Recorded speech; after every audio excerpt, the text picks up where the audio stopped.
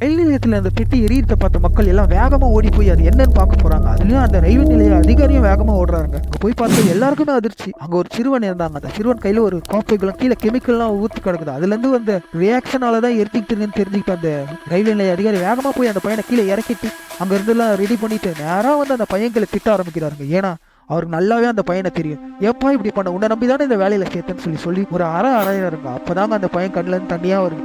ஏன்னா இதே நபர் தாங்க கொஞ்ச நாளைக்கு முன்னாடி ஒரு குழந்தைய காப்பாத்தினார் சொல்லி பாராட்டி இதே இடத்துல ஒரு வேலையை போட்டு கொடுத்தா. அதுக்கு அடுத்ததான் இவன் அந்த வேலையில கிடைச்ச காசை வச்சு சின்ன சின்ன உபகரணங்கள்லாம் வாங்கி இது மாதிரி ரிச் பண்ணணும்னு ஆசைலாம் வருது. அதை நான் எப்படி பண்றதுன்னு தெரியாம இந்த ரயில் நிலையத்துல இருக்க சின்ன பெட்டியில போய் பண்ணி இது மாதிரி ஒரு விபத்து உண்டாக்கி இருக்கான்னு நினைக்கும் போது அவனுக்கு ரொம்ப ரொம்ப கஷ்டமா இருக்குங்க. அதுல இருந்து முடிவு பண்றாங்க, இனிமேல் இதுக்கான தகுந்த இடத்த நான் உருவாக்கணும்னு சொல்லிட்டு அவன் வீட்லயே ஒரு சின்ன ரூமை ரெடி பண்ணி எதிர்காலத்துல உலகத்தையே மாற்றக்கூடிய பல கண்டுபிடிப்புகளை கண்டுபிடிச்சது இவர் யாருன்னு தெரியுமாங்க? வேற யாரும் இல்லைங்க, நம்ம தாமஸ் அல்வா எடிசன்.